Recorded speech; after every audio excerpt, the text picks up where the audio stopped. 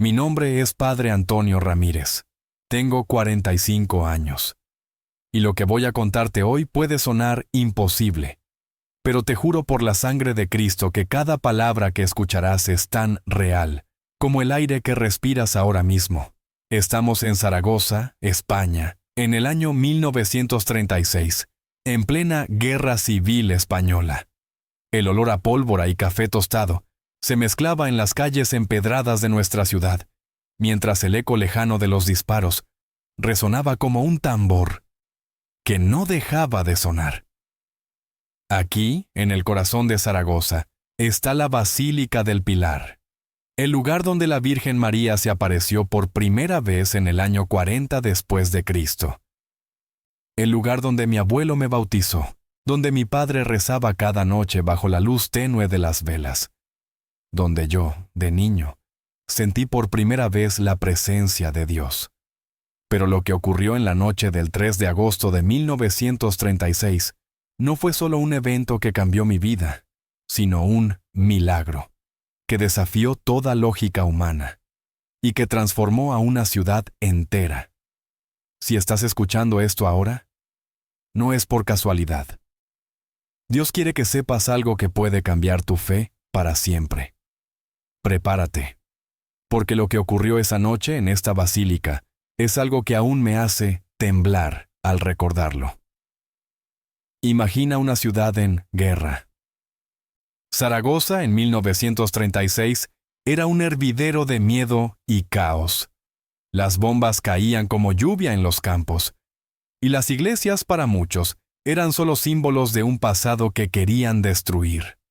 La Basílica del Pilar, con sus cúpulas brillando bajo el sol de Aragón, era más que un edificio para nosotros. Era un refugio, un lugar sagrado donde generaciones de mi familia habían encontrado consuelo. Mi abuelo, también sacerdote, predicaba aquí con una voz que parecía resonar con el mismísimo cielo. Mi padre, un hombre callado pero devoto, se arrodillaba cada domingo frente al altar de la Virgen del Pilar, pidiéndole protección para nuestra familia. Yo crecí corriendo por los pasillos de esta basílica, jugando entre los bancos de madera pulida, escuchando el eco de los himnos que mi abuela cantaba al órgano. Este lugar no era solo una iglesia. Era nuestro hogar espiritual, nuestro faro en la tormenta. Pero en 1936, esa tormenta se volvió más oscura que nunca. La guerra civil había dividido a España en dos. Los republicanos, liderados por ideas comunistas, veían a la iglesia como enemiga, un símbolo de la vieja monarquía que querían borrar. En Zaragoza, la Basílica del Pilar era un blanco perfecto. No solo era el corazón religioso de la ciudad, sino un emblema de la fe católica en toda España. Los rumores corrían como el viento. Decían que las iglesias serían quemadas, los sacerdotes arrestados, los altares destruidos. Cada noche, al cerrar los ojos, podía escuchar el crujir de las botas militares en las calles, el zumbido de los aviones en el cielo, el olor a humo que se colaba por las ventanas. Vivíamos con el corazón en un puño, sabiendo que en cualquier momento todo podía terminar. Esa mañana del 2 de agosto, estaba en la sacristía, preparando el sermón para la misa de la noche. El calor del verano aragonés era insoportable. El sudor se pegaba a mi sotana como una segunda piel. Afuera, el aroma del café de las cafeterías cercanas se mezclaba con el olor metálico de la guerra. De repente, escuché pasos pesados subiendo las escaleras de la basílica. No eran los pasos ligeros de los fieles que venían a rezar. Eran pasos firmes, decididos. El tipo de pasos que traen malas noticias. Mi corazón comenzó a latir más rápido, como un tambor desbocado. La puerta de la sacristía se abrió de golpe y entraron 3 hombres. 2 de ellos vestían uniformes militares, con fusiles colgados al hombro. El tercero, un hombre de traje negro, tenía una mirada fría como el acero. En su mano llevaba un sobre manila que parecía pesar más que un yunque. «¿Padre Antonio Ramírez?», Preguntó el hombre de traje con una voz que cortaba el aire como un cuchillo. Asentí, sintiéndome pequeño frente a la tormenta que se avecinaba. Mis manos temblaban mientras sostenía la Biblia que había estado leyendo. Traigo una orden directa del comandante republicano de la región. Continuó, abriendo el sobre con un movimiento seco. La Basílica del Pilar será destruida mañana al amanecer. ¿Motivo? Actividades contrarrevolucionarias y ocupación ilegal del terreno. Sus palabras fueron como un puñetazo en el estómago. Sentí que el suelo se desvanecía bajo mis pies. ¿Destruir la Basílica del Pilar? Este no era solo un edificio. Era el lugar donde mi abuelo había predicado durante 30 años, donde mi padre había encontrado paz en los días más oscuros de su vida, donde yo había sentido el llamado de Dios cuando apenas tenía 10 años. Intenté hablar, pero mi voz salió como un susurro roto. Señor, esta basílica tiene siglos de historia. Tenemos documentos, permisos. Es el lugar donde la Virgen se apareció. Es sagrado. El hombre de traje me cortó con un gesto de la mano, como si mis palabras fueran moscas molestas. Los documentos no importan, padre. La orden viene de muy arriba. Tienen hasta el amanecer para desalojar. Después, llegarán los aviones con las bombas. Y así, sin más, se dieron la vuelta y se fueron. El silencio que dejaron fue más pesado que cualquier bomba. Me quedé allí, solo en la sacristía, con la Biblia aún en las manos, sintiendo cómo las lágrimas comenzaban a mezclarse con el sudor en mi rostro. ¿Cómo podía permitir Dios que su casa fuera destruida? ¿Cómo podía dejar que este lugar, donde tantas almas habían encontrado esperanza, se convirtiera en escombros? En ese momento, no tenía respuestas. Solo tenía miedo, un miedo que me apretaba el pecho como una tenaza. Pero no podía rendirme. Esa misma noche, convoqué a toda la congregación para una reunión de emergencia. No sabía qué les diría. No sabía cómo explicarles que nuestro hogar espiritual estaba a punto de desaparecer. Solo sabía que necesitaba estar con ellos, con las personas que habían hecho de esta basílica un lugar vivo. Mientras esperaba a que llegaran, caminé por la nave central, tocando los bancos de madera, mirando el altar donde la imagen de la Virgen del Pilar parecía observarme con una serenidad que yo no podía sentir. Afuera, el sol se ponía, tiñendo el cielo de un rojo que parecía sangre derramada. Y entonces, uno por uno, comenzaron a llegar. Pero lo que pasó esa noche, lo que ocurrió en las horas más oscuras antes del amanecer, cambiaría todo. No estaba preparado para lo que iba a presenciar. Y tú, que me escuchas ahora, tampoco lo estás. Esa noche del 2 de agosto de 1936, la Basílica del Pilar estaba en silencio. Pero no era un silencio tranquilo. Era el tipo de silencio que precede a una tormenta. Un silencio tan denso que podía sentirlo en los huesos. Afuera, las calles de Zaragoza estaban vacías, salvo por el eco lejano de los disparos y el zumbido de los aviones que cruzaban el cielo como buitres. El olor a pólvora flotaba en el aire, mezclado con el aroma dulce de los naranjos que crecían en el patio trasero de la basílica. Yo estaba de pie en el altar, con las manos temblando mientras intentaba encontrar las palabras para hablar con mi congregación. Había convocado a todos los fieles para una reunión de emergencia, y uno por uno comenzaron a llegar. Sus rostros estaban marcados por el miedo, pero también por una determinación que me rompió el corazón. Estas personas no solo venían a una iglesia, venían a defender su hogar, su fe, su historia. Primero llegó la hermana María, una mujer de 80 años que caminaba con un bastón de madera que crujía con cada paso. Su rostro, surcado por arrugas profundas como los campos de Aragón, estaba lleno de tristeza, pero sus ojos brillaban con una fe inquebrantable. María había perdido a su esposo hace 5 años, y su tumba estaba en el pequeño cementerio detrás de la basílica. Luego llegó José, El carpintero del barrio. Un hombre fuerte de manos callosas que había reparado los bancos de la iglesia sin pedir nunca un céntimo. Trajo consigo a su esposa y a su hija pequeña, que se aferraba a su mano como si temiera que el mundo se desmoronara. Después llegó la familia Rodríguez, con sus 5 hijos, cuyos pasos resonaban en los pasillos de piedra mientras corrían, como siempre lo hacían después de cada misa.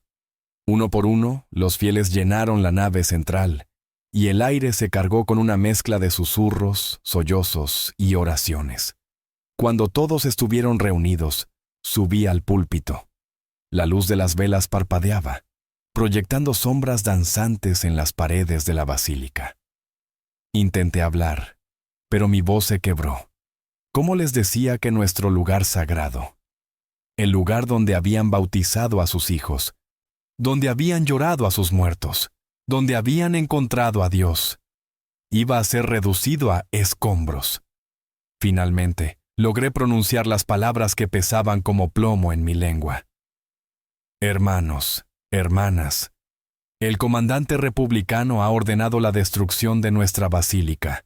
Mañana al amanecer, los aviones llegarán con bombas. Nos han dado 24 horas para desalojar. El silencio que siguió fue más doloroso que cualquier grito. Vi cómo los ojos de la hermana María se llenaban de lágrimas, cómo José apretaba los puños hasta que sus nudillos se pusieron blancos, cómo los niños Rodríguez se abrazaban a sus padres, sintiendo la tristeza en el aire, aunque no entendían del todo lo que pasaba. María, con su voz temblorosa pero firme, rompió el silencio. Padre Antonio, mi esposo está enterrado detrás de esta iglesia. Él murió creyendo que este lugar era sagrado. ¿Qué voy a hacer ahora? ¿A dónde iré a rezar por su alma? Su pregunta me atravesó como una espada. No tenía respuesta. Por primera vez en mis 20 años como sacerdote, me sentí perdido, como un barco sin rumbo en medio de un océano embravecido. Intenté consolarlos, pero mis palabras sonaban vacías incluso para mí. Les dije que Dios no nos abandonaría, que la fe era más fuerte que las bombas, pero en el fondo, mi corazón estaba lleno de dudas. ¿Dónde estaba Dios en medio de esta guerra? ¿Por qué permitía que su casa fuera amenazada? Después de la reunión, muchos se quedaron a ayudar a empacar. Sacamos las Biblias desgastadas, los crucifijos de madera, el viejo órgano que mi abuela tocaba con tanto amor. Cada objeto que empaquetábamos era como arrancar un pedazo de nuestra alma.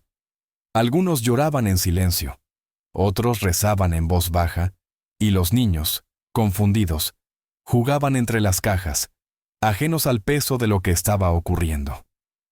Cuando la medianoche llegó, la mayoría de los fieles se fueron a sus casas, agotados y con el corazón roto. Pero yo no podía irme. Sentía que necesitaba quedarme en la basílica, que necesitaba estar allí una última vez. Me senté en el primer banco, el mismo donde mi padre se sentaba cuando yo era niño, y comencé a orar. No eran oraciones bonitas, hermano. No eran las palabras pulidas que un sacerdote debería pronunciar. Eran gritos desesperados. Al cielo. Dios mío, le dije, ¿dónde estás? ¿Por qué permites que destruyan tu casa? ¿Acaso no somos tus hijos? ¿Acaso no hemos servido fielmente en este lugar? Las lágrimas corrían por mi rostro, mezclándose con el sudor del calor agobiante de agosto. Mi voz se quebraba, y a veces, lo confieso, maldecía en voz baja, porque la frustración era más fuerte que mi compostura. El cansancio me venció alrededor de las 2 de la madrugada. Me quedé dormido en el banco, con la cabeza apoyada en mis manos, aún sosteniendo mi rosario. Pero a las 4:17 de la madrugada, algo me despertó. Fue un sonido extraño, como si algo pesado hubiera caído afuera de la basílica. Al principio, pensé que los aviones habían llegado antes de tiempo, que las bombas ya estaban cayendo. Mi corazón latía como un tambor descompasado. Me levanté, con las piernas temblando, y caminé hacia la ventana. Lo que vi me dejó sin aliento. Una luz dorada, suave como la miel pero brillante como el sol, entraba por los vitrales de la basílica. No era la luz de los faroles de la calle, ni el reflejo de la luna. Era algo diferente. Algo que hacía que el aire vibrara con una energía que podía sentir en los huesos. Y entonces, hermano, escuché algo que cambió mi vida para siempre. Esa luz dorada que inundaba la Basílica del Pilar a las 4:17 de la madrugada del 3 de agosto de 1936. No era de este mundo. Era como si el cielo mismo se hubiera abierto, derramando un resplandor que hacía temblar el aire. Me acerqué a la ventana con las piernas temblando, como un niño aprendiendo a caminar. Afuera, en la plaza frente a la basílica, vi algo que desafía toda explicación humana. Había una multitud, cientos de personas, quizás miles, formando un muro humano alrededor de la iglesia. No eran los vecinos de Zaragoza, no eran los fieles de nuestra congregación. Eran rostros desconocidos. Hombres con uniformes militares antiguos, mujeres vestidas de blanco como enfermeras de otra época, niños con ropas simples que parecían sacadas de un cuadro antiguo. Todos estaban allí, en silencio, con una paz en sus rostros que me heló la sangre. Sus ojos brillaban con una serenidad que no era de este mundo, como si supieran algo que yo aún no entendía. Entonces, escuché una voz. No era una voz humana, hermano. Era algo que trascendía todo lo que había oído antes. Era como si el viento hubiera aprendido a hablar, como si el río Ebro, que cruza Zaragoza, hubiera encontrado palabras. «Antonio, hijo mío», dijo la voz, resonando dentro de mí, en mi pecho, en mi alma. ¿Por qué lloras? ¿Acaso no sabes que yo soy el dueño de la tierra y de todo lo que en ella hay? Caí de rodillas, con las lágrimas corriendo por mi rostro. Pero esta vez no eran lágrimas de desesperación. Eran lágrimas de alivio, de asombro, de un amor que no podía contener. Señor, susurré con la voz rota, van a destruir tu casa. Van a destruir el lugar donde tu pueblo te adora. La voz respondió con una risa suave, como el sonido de las olas acariciando la arena. ¿Crees que mi presencia vive solo en templos de piedra? ¿Crees que mi poder se limita a 4 paredes y un tejado? En ese momento, la luz dorada se intensificó tanto que tuve que cerrar los ojos. Pero incluso con los párpados cerrados, podía verla. Era como si la luz corriera por mis venas, como si mi sangre se hubiera convertido en oro líquido. Mira hacia afuera. Antonio, dijo la voz. Mira y ve lo que yo puedo hacer. Con el corazón latiendo desbocado, abrí los ojos y miré por la ventana otra vez. La multitud seguía allí, pero ahora era más grande. Como si toda Zaragoza hubiera despertado en medio de la noche para proteger la basílica. Había ancianos que caminaban con dificultad, pero con una determinación feroz en sus rostros. Había soldados. No los republicanos que nos amenazaban, sino hombres con uniformes de épocas pasadas, como si hubieran salido de las páginas de la historia. Había mujeres con velos blancos, sosteniendo rosarios que brillaban bajo la luz dorada. Y los niños. Hermano, los niños me miraban con sonrisas que parecían decir, «No tengas miedo». «¿Quiénes son?», pregunté en voz alta con la voz temblando. La voz respondió, clara y profunda. «Son mis ángeles, Antonio. Los he enviado para proteger este lugar hasta que se cumpla mi propósito». No podía creer lo que estaba viendo. Era como si el cielo y la tierra se hubieran unido en esa plaza. El aire estaba cargado de una energía que hacía que mi piel se erizara. No era solo la luz, no era solo la multitud. Era la presencia de algo mucho más grande. Algo que me hacía sentir pequeño, pero, al mismo tiempo, protegido. Me quedé allí, mirando por la ventana, incapaz de moverme, incapaz de hablar, mientras las horas pasaban y el amanecer se acercaba. A las 7 de la mañana, puntual como un reloj, el rugido de los aviones llenó el cielo. Mi corazón se detuvo. Pensé que era el fin, que las bombas caerían y todo lo que amábamos se convertiría en polvo. Pero la multitud afuera no se movió. No hubo gritos, no hubo pánico. Todos seguían allí, en silencio, como si estuvieran esperando algo. Entonces, escuché el silbido de las bombas cayendo. Cerré los ojos, preparándome para el impacto, pero no hubo explosión. Solo un silencio ensordecedor. Corrí hacia la nave central de la basílica y vi lo imposible. 3 bombas habían atravesado el tejado, cayendo en el suelo de piedra, pero ninguna había explotado.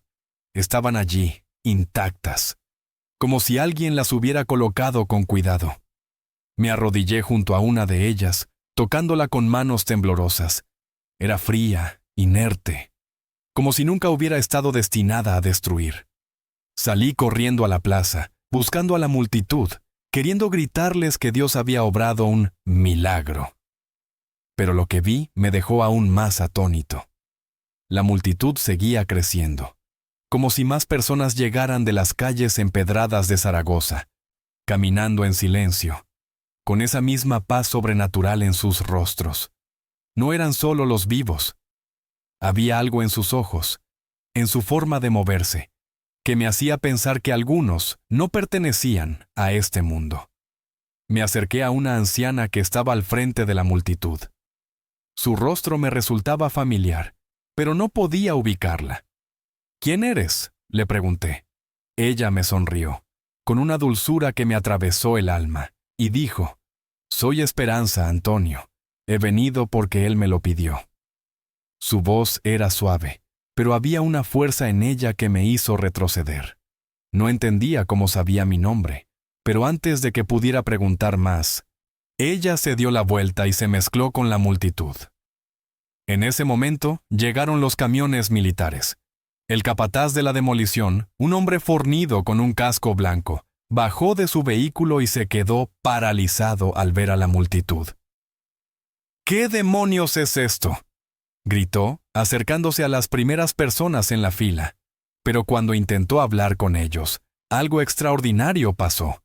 Nadie le respondió. Pero todos lo miraron con una sonrisa tan serena que parecía desarmar su furia. El capataz sacó su radio y comenzó a hablar nerviosamente. Base, aquí equipo de demolición. Tenemos un problema. Hay miles de personas rodeando la basílica. No podemos proceder». Desde la radio llegó una voz áspera. «¿Cómo que no pueden proceder? Sáquenlos de allí. Llamen a la policía si es necesario». Pero lo que pasó después, hermano, lo que pasó después fue algo que ni el capataz ni yo podíamos haber imaginado. El amanecer del 3 de agosto de 1936 en Zaragoza era un cuadro pintado de rojo y oro. Pero la tensión en la plaza frente a la Basílica del Pilar era tan densa que podías cortarla con un cuchillo. Los aviones habían dejado caer sus bombas. 3 proyectiles que atravesaron el tejado de la basílica, pero no explotaron. Un milagro que aún me hacía temblar. La multitud seguía allí, rodeando la iglesia como un muro humano, sus rostros serenos bajo la luz dorada que parecía no desvanecerse. No eran solo los vivos.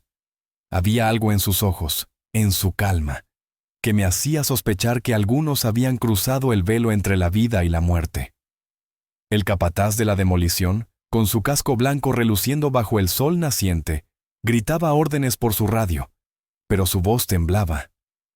Los soldados que lo acompañaban parecían confundidos, mirando a la multitud como si vieran fantasmas. Y entonces, hermano, llegaron las patrullas. 6 camiones policiales irrumpieron en la plaza, levantando nubes de polvo en las calles empedradas. Los oficiales bajaron con fusiles en mano, listos para dispersar a la multitud por la fuerza. Pero algo extraordinario ocurrió. Algunos de los policías, al ver los rostros de las personas que rodeaban la basílica, se detuvieron en seco. Uno de ellos, un hombre joven con el uniforme arrugado, dejó caer su gorra al suelo y se unió a la fila, como hipnotizado. Otros se quedaron paralizados, con los ojos fijos en la multitud, como si una fuerza invisible los mantuviera clavados en su lugar. El capataz, desesperado, gritó: «¡Muévanse! ¡Sáquenlos de aquí!». Pero nadie se movía. La multitud seguía creciendo, como si las calles de Zaragoza estuvieran vomitando más y más personas, todas con esa misma paz sobrenatural. Yo observaba desde la ventana de la basílica, con el corazón latiendo tan fuerte que pensé que se me saldría del pecho. Podía oler el café que alguien había comenzado a preparar en una casa cercana. Podía escuchar el canto de los pájaros en los naranjos del patio. Todo parecía tan normal. Y sin embargo, tan irreal. Entonces, a las 10 de la mañana, llegó él, el hombre de traje negro que me había entregado la orden de demolición el día anterior. Esta vez no venía solo. Lo acompañaban 2 oficiales de alto rango y un hombre de rostro curtido, con una autoridad que llenaba el aire. Era el gobernador de la provincia, el mismísimo hombre que había firmado la orden para destruir nuestra basílica. Su presencia era como un trueno, y su voz resonó en la plaza. «Padre Ramírez, salga ahora mismo. Tenemos que hablar». Salí de la basílica con las piernas todavía temblando, pero con una paz en el corazón que no podía explicar. Cuando el gobernador me vio, su rostro era una mezcla de furia y confusión. «Padre», dijo, con una voz más suave de lo que esperaba, «explíqueme qué está pasando aquí. ¿Por qué toda esta gente está dispuesta a desafiar una orden oficial para proteger su iglesia?». Lo miré a los ojos, sintiendo esa luz dorada aún vibrando en mi interior, y respondí: «Gobernador, no soy yo quien ha traído a estas personas. Yo soy solo un sacerdote, un hombre humilde de Zaragoza, pero el Dios al que sirvo es el Rey de Reyes, y Él ha decidido que esta basílica no será destruida». El gobernador soltó una risa nerviosa, como si tratara de convencerse de que lo que veía no era real. «Padre, soy un hombre de razón, no creo en milagros. En mis 30 años en el gobierno nunca he visto algo así. Esto no es normal». Pero antes de que pudiera responder, una anciana de la multitud se acercó lentamente. Era la misma mujer que se había presentado como Esperanza, con el cabello blanco como la nieve y arrugas que contaban una vida de sufrimiento. «Compañero gobernador», dijo con una voz firme pero suave, «me llamo Esperanza González. Llevo 60 años viviendo en Zaragoza. He visto guerras, revoluciones, cosas que usted no podría imaginar. Pero esta madrugada, a las 4, sentí que alguien tocaba mi hombro y me decía: «Esperanza, levántate y protege mi casa». No soy religiosa, compañero, pero esa voz no era de este mundo. Uno por uno, otros de la multitud comenzaron a hablar.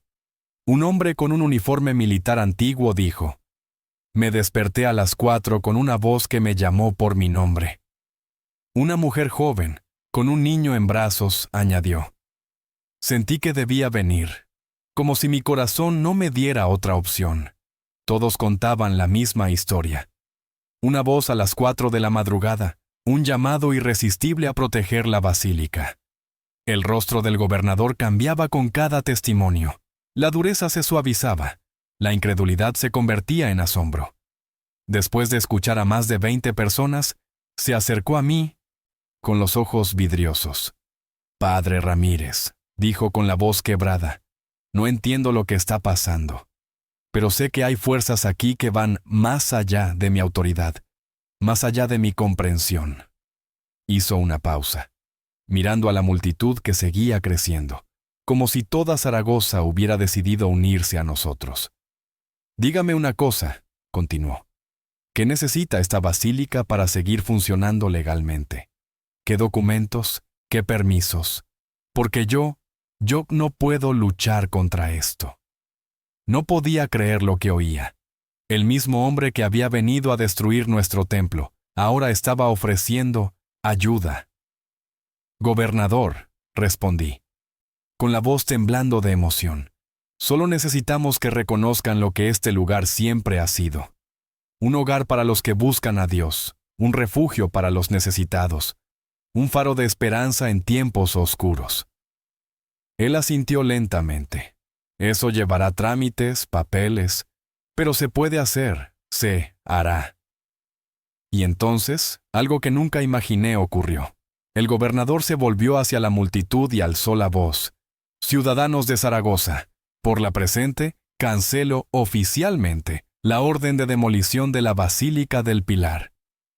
Este edificio queda reconocido como patrimonio cultural y religioso de la ciudad. El silencio que siguió fue tan profundo que parecía que el mundo había dejado de girar. Y entonces, como si hubieran estado esperando esas palabras, la multitud estalló en aplausos. No era un aplauso normal, hermano. Era como si el cielo mismo estuviera celebrando. Pero lo que pasó después fue aún más increíble. Algo que me hizo entender la magnitud de lo que Dios había hecho esa madrugada. El eco de los aplausos resonaba en la plaza frente a la Basílica del Pilar, como si el mismísimo cielo hubiera estallado en júbilo. Era el 3 de agosto de 1936, y el sol de Zaragoza brillaba con fuerza, iluminando los rostros de la multitud que había protegido nuestra iglesia. El gobernador, con lágrimas en los ojos, acababa de cancelar la orden de demolición, declarando la basílica como patrimonio cultural y religioso. Las 3 bombas que habían caído sin explotar seguían en el suelo de la nave central, mudos testigos de un milagro que desafiaba toda lógica. Pero lo que ocurrió después, hermano, me hizo comprender que el poder de Dios no se limitaba a salvar un edificio de piedra. Lo que vi en esa plaza me dejó sin palabras y cambió para siempre mi forma de entender la fe. Mientras los aplausos se apagaban, la multitud comenzó a dispersarse. No hubo despedidas, no hubo palabras. Uno por uno, los hombres, mujeres y niños que habían formado ese muro humano alrededor de la basílica simplemente se dieron la vuelta y caminaron por las calles empedradas de Zaragoza, desapareciendo como si nunca hubieran estado allí. En menos de una hora, la plaza estaba vacía, como si todo hubiera sido un sueño. Solo quedábamos el gobernador, sus oficiales, los trabajadores de demolición que ahora guardaban sus herramientas, y yo, de pie en la puerta de la basílica, con el corazón latiendo fuerte y la mente tratando de procesar lo que había presenciado. El aire aún olía a café y naranjos, pero ahora había algo más. Una paz que no podía explicar, como si el Espíritu Santo hubiera tocado cada rincón de la ciudad. Esa noche, convoqué nuevamente a la congregación para contarles lo que había pasado. La hermana María, con su bastón y sus ojos llenos de lágrimas, fue la primera en llegar. José, el carpintero, vino con su familia, y los Rodríguez trajeron a sus 5 hijos, que miraban todo con una mezcla de asombro y confusión. Cuando les conté cómo las bombas no explotaron, cómo la multitud apareció de la nada, cómo el gobernador cambió de opinión, la nave de la basílica se llenó de gritos de alabanza. Pero entonces, María se puso de pie, con una expresión que me heló la sangre. «Padre Antonio», dijo, con su voz temblorosa pero firme, «yo conocía a muchas de esas personas que estuvieron hoy en la plaza, pero no deberían estar aquí. Muchas de ellas están muertas». Un silencio sepulcral cayó sobre la congregación. Sentí como si alguien me hubiera echado un balde de agua fría. «¿Qué dices, hermana?», pregunté, con la voz quebrada. María respiró hondo y continuó. «Vi a mi esposo, Miguel, que murió hace 5 años en un accidente en el campo. Estaba allí, en la multitud, con el mismo sombrero que usaba siempre. Vi a doña Carmen, mi vecina, que falleció de cáncer el año pasado. Y vi a don Roberto, el carpintero que construyó los bancos de esta basílica hace 20 años y murió poco después». Otros comenzaron a murmurar asintiendo. José levantó la mano y dijo, «Yo también vi a mi hermano Pedro, que murió en un accidente en el puerto hace 3 años. Estaba allí, claro como el día». La señora Rodríguez, con lágrimas en los ojos, añadió, Vi a mi abuela Rosa, que me crió y murió cuando yo tenía 20 años. Estaba en la plaza, sonriendo, como si nunca se hubiera ido. En ese momento, hermano, entendí la magnitud de lo que había pasado. Dios no solo había enviado a los vivos para proteger su casa, sino también a los muertos. Había roto las barreras entre el cielo y la tierra para mostrar que su poder no tiene límites. Las lágrimas corrían por mi rostro mientras miraba a mi congregación, que ahora alababa a Dios con una pasión que nunca había visto. Pero el milagro no terminó allí. Esa noche, mientras rezábamos juntos, algo cambió en la basílica. Era como si la presencia de Dios se hubiera asentado entre nosotros, como si cada oración, cada lágrima, cada grito de alabanza hubiera abierto una puerta al cielo. Al día siguiente, la noticia del milagro se extendió por Zaragoza como un incendio. La gente llegaba a la basílica, no solo los fieles, sino también curiosos, escépticos, incluso algunos soldados republicanos que habían estado en la plaza. Querían ver las bombas que no explotaron, querían tocarlas, como si al hacerlo pudieran entender lo que había pasado. Las 3 bombas fueron colocadas en una vitrina en la basílica, donde aún hoy se exhiben como testimonio de lo que Dios hizo. Pero más allá de las bombas, lo que transformó nuestra ciudad fue la fe que comenzó a crecer. Personas que no habían pisado una iglesia en años comenzaron a venir, atraídas por las historias de la multitud, de la luz dorada, de la voz que habló en la madrugada. Una semana después, el gobernador volvió a la basílica, esta vez sin sus oficiales. Entró solo, con el sombrero en la mano, y se acercó al altar. «Padre Ramírez», me dijo, con una voz baja, casi avergonzada, «no sé si creo en su Dios, pero sí sé que lo que pasó aquí no tiene explicación humana. Quiero ayudar a que esta basílica siga en pie. Dígame qué necesitan». Le respondí que solo queríamos ser reconocidos como un lugar de culto, un refugio para los que buscan esperanza. Él asintió y prometió hacer los trámites necesarios. Días después, llegó un documento oficial declarando la Basílica del Pilar como patrimonio protegido. Pero lo más increíble no fue el papel, hermano. Fue lo que empezó a pasar en los corazones de las personas. Los milagros que siguieron, las vidas que comenzaron a transformarse de maneras que nunca imaginé. Los días que siguieron al milagro de las bombas en la Basílica del Pilar, el 3 de agosto de 1936, fueron como vivir en un sueño del que no quería despertar. Zaragoza, una ciudad marcada por el rugido de la guerra, parecía haber encontrado un oasis de paz. La noticia de las 3 bombas que cayeron sin explotar, de la multitud misteriosa que protegió la basílica y de la voz que habló en la madrugada, se extendió más allá de las calles empedradas de nuestra ciudad. La gente llegaba a la basílica desde los pueblos cercanos, algunos caminando horas bajo el sol ardiente de Aragón, solo para tocar las bombas en la vitrina, para arrodillarse ante la Virgen del Pilar, para preguntar: «Padre Antonio, ¿es verdad que Dios envió ángeles?». Yo les miraba a los ojos, todavía temblando al recordar esa luz dorada, y respondía: «No solo ángeles, hermanos. Dios envió a los vivos y a los muertos para mostrar que su poder no tiene fin». La hermana María, con sus 80 años y su cuaderno lleno de anotaciones, se convirtió en la cronista de los milagros. Cada día, después de la misa, se sentaba en un banco de la basílica y escribía lo que veía y oía. «Padre», me decía, «esto no es solo para nosotros. Esto es para que el mundo sepa que Dios sigue obrando». José, el carpintero, comenzó a trabajar en un nuevo altar, uno que honrara el milagro. Sus manos, ásperas por años de trabajo, tallaban la madera con una devoción que hacía que cada golpe de martillo pareciera una oración. La familia Rodríguez, con sus 5 hijos, traía flores frescas cada mañana, llenando la basílica con el aroma de jazmines y rosas, que competía con el olor a cera de las velas. Pero lo que más me conmovía era ver cómo la fe de nuestra pequeña congregación crecía, como una semilla que, regada por el milagro, comenzaba a florecer. 3 meses después, ocurrió algo que marcó un antes y un después.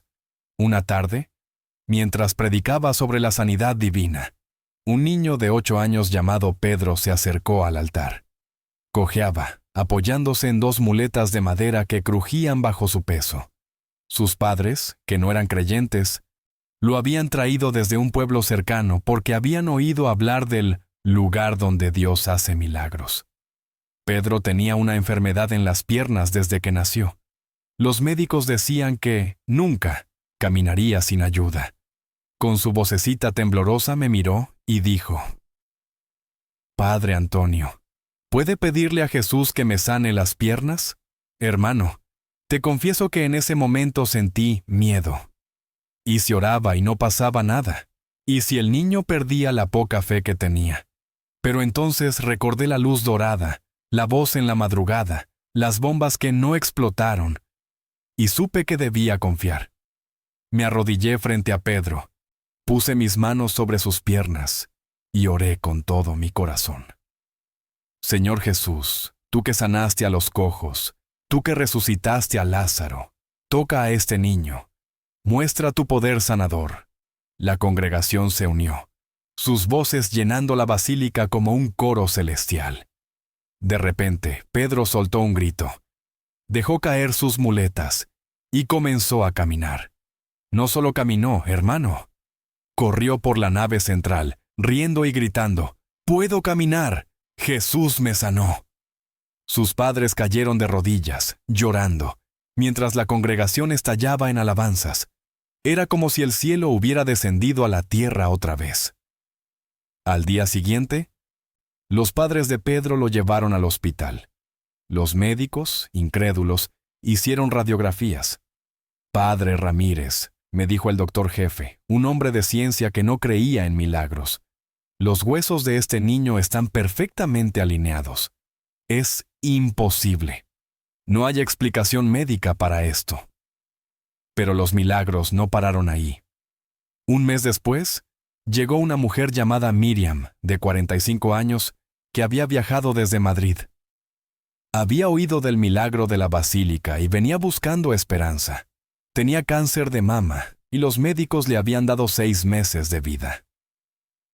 «Padre», me dijo, con una voz débil pero decidida, «si Dios salvó su iglesia y sanó a un niño, también puede sanarme a mí». Esa noche oramos por ella con toda la congregación. No hubo una sanidad instantánea, pero algo cambió. Miriam me dijo que, por primera vez en meses, durmió sin dolor. 3 meses después, regresó a la basílica, corriendo, con una sonrisa que iluminaba todo. Los estudios médicos mostraban que el cáncer había desaparecido por completo. «Padre Antonio», me dijo llorando de alegría, «los doctores lo llaman remisión espontánea, pero yo sé la verdad. Fue Jesús quien me sanó». La basílica, que una vez tuvo 50 fieles, ahora acogía a más de 500. Tuvimos que organizar turnos para las misas porque no había espacio para todos. Pero más que el crecimiento en números, lo que me llenaba el corazón era ver cómo las vidas se transformaban. Matrimonios rotos se reconciliaban después de escuchar el testimonio del milagro. Jóvenes atrapados en las drogas encontraban liberación al conocer el poder de Dios. Ancianos que habían perdido la esperanza recuperaban las ganas de vivir. Incluso algunos soldados republicanos, que habían estado en la plaza aquel día, comenzaron a venir en secreto. No se atrevían a confesarlo públicamente, pero me pedían que orara por ellos, que les hablara de este Dios que había detenido las bombas. El gobernador, que una vez vino con la intención de destruir la basílica, se convirtió en nuestro protector. No se hizo cristiano, pero cada vez que visitaba, se sentaba en el último banco, escuchando en silencio. Una vez me dijo: «Padre, no sé si creo en su Dios, pero sí sé que lo que pasó aquí cambió algo en mí. Quiero que esta basílica sea un lugar donde todos puedan encontrar paz». Gracias a él, se aprobó la construcción de un anexo para la iglesia, y el 3 de agosto fue declarado Día de la Tolerancia Religiosa en Zaragoza. Pero lo que más me impactó, hermano, fue descubrir que el milagro de esa madrugada no fue solo para nosotros. Fue una semilla que Dios quería plantar en el corazón de muchos. Una chispa que comenzaría a encender la fe en lugares que nunca imaginé. Los milagros que comenzaron aquella madrugada del 3 de agosto de 1936 en la Basílica del Pilar no se detuvieron con las bombas que no explotaron, ni con la multitud que desapareció como un susurro en el viento. Zaragoza se convirtió en un faro de esperanza en medio de la guerra, y nuestra pequeña congregación, que una vez estuvo al borde de la destrucción, comenzó a crecer como un río que desborda sus orillas. La hermana María, con sus 80 años, seguía anotando cada testimonio en su cuaderno, que ya era un tomo grueso lleno de historias que hacían temblar el alma. José, el carpintero, terminó el nuevo altar, y cada domingo lo pulía con un cuidado que parecía una ofrenda a Dios. La familia Rodríguez, con sus 5 hijos, ahora lideraba un grupo de jóvenes que cantaban himnos con una pasión que llenaba la basílica de vida. Pero lo que más me conmovía era ver cómo el milagro de esa noche seguía transformando corazones, no solo en Zaragoza, sino más allá. Un año después, nuestra congregación había crecido de 50 a más de 500 fieles. Tuvimos que abrir iglesias hijas en otros barrios de la ciudad, porque la basílica ya no podía contener a todos los que venían buscando a Dios. Los milagros seguían ocurriendo, cada uno más poderoso que el anterior. Recuerdo el caso de Ana, una joven de 25 años que llegó desde Teruel, devastada por la pérdida de su esposo en la guerra. Había caído en una tristeza tan profunda que apenas hablaba. Una noche, durante la misa, se acercó al altar con los ojos llenos de lágrimas. «Padre Antonio», me dijo, «he oído que aquí pasan cosas imposibles. Quiero volver a sentir que la vida vale la pena». Oramos por ella. Y aunque no hubo un cambio inmediato, algo en su rostro se iluminó. Semanas después, regresó con una sonrisa que no había visto antes. «Padre», me dijo, «sentí que Dios me abrazó esa noche. Ahora quiero vivir para ayudar a otros». Ana comenzó a trabajar con los huérfanos de la guerra, llevando consuelo a quienes habían perdido todo. Otro milagro que nunca olvidaré fue el de don Miguel, un anciano de 70 años que llegó a la basílica en una silla de ruedas. Había perdido la vista por una enfermedad que los médicos no podían curar. «Padre», me dijo con una voz débil, «no vengo a pedir por mí, sino por mi nieta, que no tiene a nadie más. Si muero ciego, ¿quién la cuidará?». Pero esa noche, mientras orábamos, algo pasó. Don Miguel comenzó a temblar, y de repente abrió los ojos y gritó, «Puedo ver, veo la Virgen del Pilar». La congregación estalló en alabanzas, y yo, con lágrimas en los ojos, supe que Dios no solo había sanado sus ojos, sino también su corazón. Don Miguel vivió muchos años más, cuidando de su nieta y contando su testimonio a quien quisiera escuchar. El gobernador, que había sido testigo del milagro de las bombas, seguía visitando la basílica. No se convirtió al cristianismo, pero su actitud había cambiado. Una vez, mientras caminábamos por el patio de Naranjos, me dijo, «Padre Ramírez, no sé si entiendo a su Dios, pero sé que lo que pasó aquí me ha hecho querer ser un mejor líder para mi pueblo». Gracias a él, se construyeron 2 nuevas capillas en Zaragoza, y el Día de la Tolerancia Religiosa, el 3 de agosto, se convirtió en una celebración oficial en la provincia. Algunos de los soldados que habían estado en la plaza aquella madrugada comenzaron a asistir a las misas, primero en secreto, escondidos en los últimos bancos, pero poco a poco con más valentía. Uno de ellos, un joven llamado Carlos, me confesó, «Padre, vi a mi madre en esa multitud. Murió cuando yo era niño, pero estaba allí sonriendo. Ahora quiero conocer al Dios que la trajo de vuelta». Estos testimonios se extendieron como ondas en un estanque. Pastores de otras ciudades venían a preguntarme cómo Dios había salvado nuestra basílica.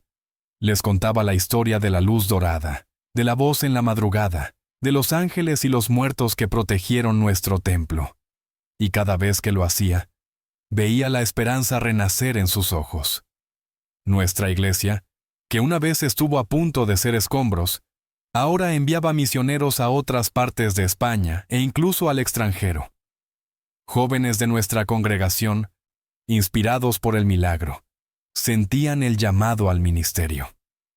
Uno de ellos, Juan, un chico de 18 años que creció corriendo por los pasillos de la basílica, ahora predicaba en pueblos remotos de Cataluña, llevando el mensaje de que Dios sigue obrando.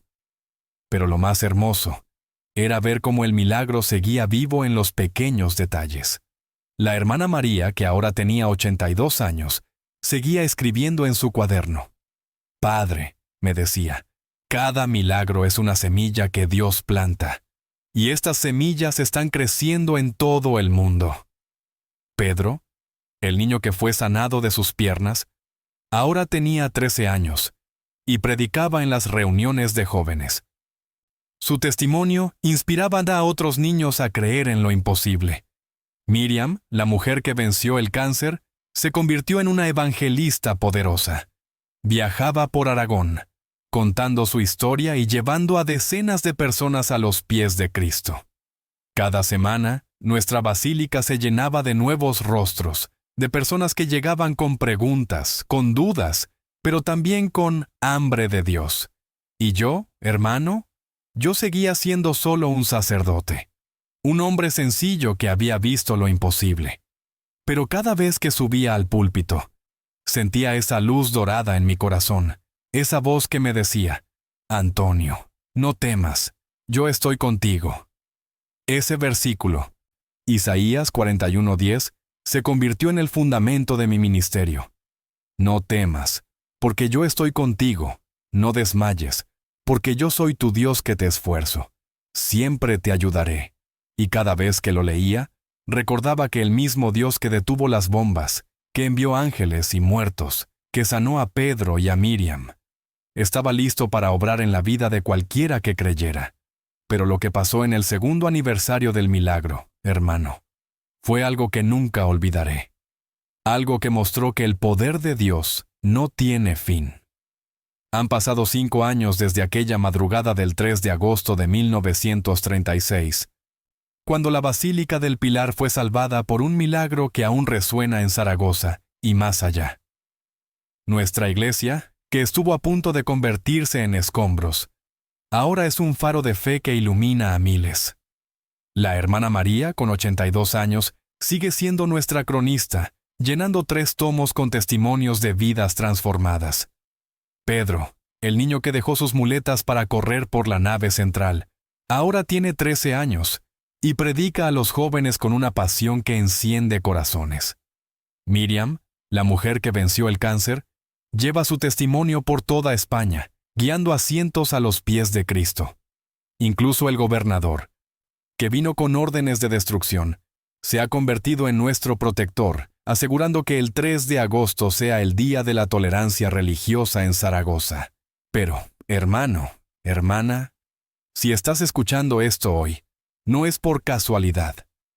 Dios tiene un mensaje para ti, un mensaje que puede cambiar tu vida, para siempre. Cada semana, nuestra basílica se llena de rostros nuevos.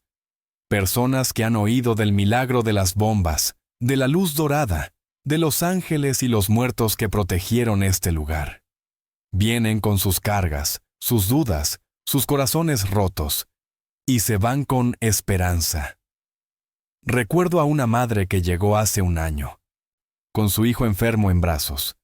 Los médicos decían que no había cura, pero oramos. Y hoy ese niño juega en el patio de Naranjos. Recuerdo a un hombre que había perdido su trabajo y su familia, que llegó a la basílica pensando en rendirse. Oramos por él.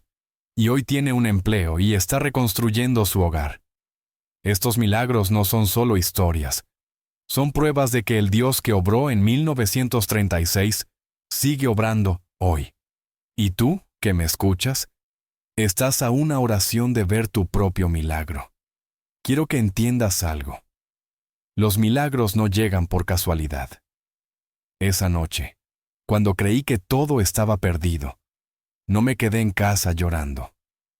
Fui a la basílica y oré hasta que mis rodillas dolieron, hasta que mi voz se apagó. Fue una oración desesperada, un grito al cielo, una entrega total a Dios. Y Él respondió. No con palabras vacías, sino con un ejército sobrenatural, con bombas que no explotaron, con un gobernador que cambió su corazón. El versículo que me ha sostenido desde entonces es Isaías 41:10. No temas porque yo estoy contigo, no desmayes, porque yo soy tu Dios que te esfuerzo. Siempre te ayudaré, siempre te sustentaré con la diestra de mi justicia. Esta no es solo una promesa. Es una declaración de que el poder que resucitó a Jesús está disponible para ti hoy. Si estás enfrentando una situación imposible, si sientes que las puertas se cierran, que los enemigos te rodean, que no hay salida, quiero decirte lo que esa voz me dijo en la madrugada. ¿Por qué lloras? ¿Acaso no sabes que yo soy el dueño de la tierra y todo lo que en ella hay? El Dios que envió ángeles para proteger una iglesia en Zaragoza es el mismo que puede intervenir en tu vida, ahora. El Jesús que sanó a Pedro y a Miriam puede tocar tu cuerpo, tu familia, tu futuro. Pero hay algo que necesitas hacer. Orar con fe. No solo cuando tienes ganas, sino cuando el mundo parece desmoronarse. La diferencia entre los que reciben milagros y los que solo los escuchan es la disposición a quedarse orando cuando todos se van, a seguir tocando la puerta cuando parece cerrada para siempre. Quiero invitarte a hacer algo conmigo ahora, no importa dónde estés. Cierra los ojos y ora conmigo. Padre Celestial, en el nombre de Jesús, vengo ante ti como lo hice aquella noche en la basílica. Vengo desesperado, necesitado, pero creyendo que tú puedes hacer lo imposible. Mi situación parece imposible, pero tú eres el Dios de lo imposible. Mis fuerzas se han acabado, pero tu poder es infinito. Entrego mi vida, mi familia, mi salud, mi futuro en tus manos. Declaro que, así como protegiste la Basílica del Pilar, enviarás tu intervención sobrenatural a mi vida, en el nombre de Jesús. Amén. Hermano, hermana, cuando terminé esta oración, sentí la misma presencia que sentí aquella madrugada. Sentí al Espíritu Santo moverse, no solo en mí, sino en cada persona que escucha con fe genuina. Tu historia no termina con tus circunstancias actuales, termina con la victoria que Dios ya preparó para ti. He recibido cartas de personas de toda España que han oído este testimonio y han visto milagros en sus vidas. Madres cuyos hijos fueron sanados, padres que recuperaron trabajos, matrimonios restaurados. ¿Sabes por qué? Porque cuando compartimos un testimonio del poder de Dios, liberamos fe en la atmósfera. Tu milagro está a una oración de distancia. Tu respuesta puede llegar esta semana. Tu situación puede cambiar de la noche a la mañana. Por eso, te hago 4 invitaciones. Primero, comparte este mensaje con alguien que necesite esperanza, un amigo, un familiar, alguien que haya perdido la fe. Segundo, escribe en los comentarios el país o la ciudad desde donde escuchas esto. Quiero orar por tu tierra, declarar bendiciones sobre tu hogar. Tercero, si has vivido un milagro, compártelo. Tu historia puede encender la fe de alguien más. Cuarto, si necesitas oración por algo específico, escríbelo. Esta comunidad de fe orará contigo, porque creo en el poder de la oración unida. Ha sido un honor compartir lo más sagrado de mi vida. Este testimonio no es solo una historia de 1936, es una realidad viva, que sigue transformando corazones. Mientras te preparas para seguir con tu día, lleva esta verdad. El Dios que salvó una iglesia en Zaragoza está listo para hacer un milagro en tu vida. No importa cuán imposible parezca tu situación, cuán cerradas estén las puertas, cuán poderosos sean tus enemigos. Él es especialista en lo imposible. Que la paz de Cristo guarde tu corazón, que la gracia de Dios y la comunión del Espíritu Santo estén contigo. Y recuerda, si este mensaje llegó a ti hoy, fue una cita divina. Como dice Romanos 8:28, a los que aman a Dios, todas las cosas les ayudan a bien. Tu milagro está en camino. No te rindas.